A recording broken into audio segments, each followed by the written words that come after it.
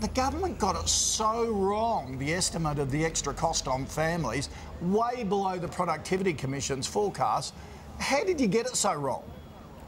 Well, now, what the Productivity Commission's done on this one, Kochie, is they've presumed that 10 years' worth of changes all happen in 1 year. So what the government's policy does is actually gradually phase this in over 10 years. And the other thing the Productivity Commission haven't factored in is that we've actually increased the childcare rebate from 30% to 50%. So we've had that separately modelled through Deloitte Access Economics to have that verified. And so the figures that are referred to in the Productivity Commission actually don't take account of the slow phase-in that happens, which makes a big difference in cost. And secondly, that change on the rebate. I should add, if I can quickly, these changes are really important. For anyone who's used childcare, you know that there's great childcare centres out there, but there's also a bit of a range from one place to another.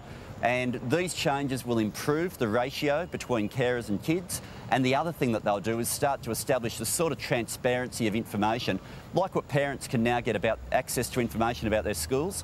They'll be able to start getting that about their childcare centre as well. Joe, then, given we've seen a lot of cuts this week to family budgets, obviously people put their kids in childcare because they need to work and they've got to do so. Can they therefore afford the extra costs right now? Well, Mel, my colleague Susan Lee has been warning about this for months and months. Every childcare centre I go into says they are completely smothered in red tape and paperwork, and now they've got to significantly increase the number of staff they have, and somehow the government thinks that's going to have minimal impact on the bottom line costs. They're wrong. If you employ more staff at a childcare centre, it's going to cost more to have a child sent to that childcare centre. It's so simple. It's basic business arithmetic, and frankly, just like so many other things, the numbers are just wrong here, and I think they should delay it. They've passed the regulations for this to occur. They should be delayed, and they should have an immediate audit of all the pain the childcare centres are going to go through and what it means for families. Okay.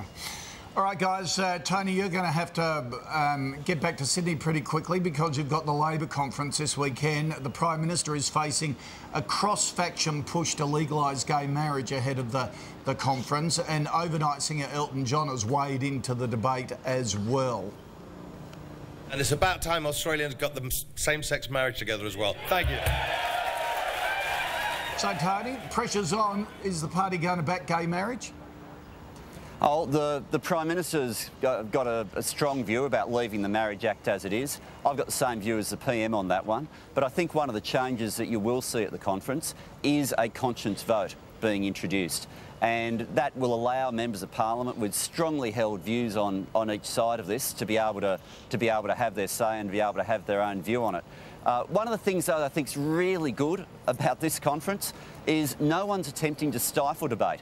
The fact that we're going into this one... No, but seriously, Kochie, I mean, I've been to these conferences since they used to be held here in Hobart, and I've seen debate absolutely shut down, probably never more so than the last conference that we had. Yeah. The fact that we're going into this with a whole lot of argument back and forth is a much better situation than what you've seen in the years past. Was Joe chortling then? Joe, why are you chortling? Oh, OK, sorry.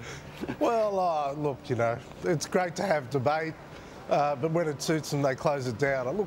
Look, you know, it's an internal joke. I think Tony was having a bit of stab at Kevin Rudd there because he closed down all the debate last time. So what's your view on gay marriage, Joe? Oh, well, it's not for me, but from our party's perspective, marriage is between a man and a woman. Okay. And that's my view as well, obviously. Okay. Not because it's my party's view, but it is my view that a marriage is between a man and a woman. Okay. All right. Well, thank you both for your views on a couple of topics there. Have a good weekend. Can I just say just how much I'll miss Artie Beetson too? I had a bit to do with him through Centrelink. I engaged him as a consultant with Indigenous communities, and Artie was a legend, and he was able to communicate with Indigenous children in a way that no white fella can, and I'll really miss him. He was a terrific Australian. He was a really good man, and he'll be sadly lost to Australia. Yep. I still remember as a kid at the age of about 7 going into Roseland Shopping Centre and Artie Beetson presenting me with a barbecued chicken. He was a great character. Nice thing to be able to say about someone. Guys, thanks so much for joining us. See you then. Last time this year, So happy Christmas. Merry Christmas. Happy Christmas for you too. Have a good All the one. very best. You-hoo. You-hoo.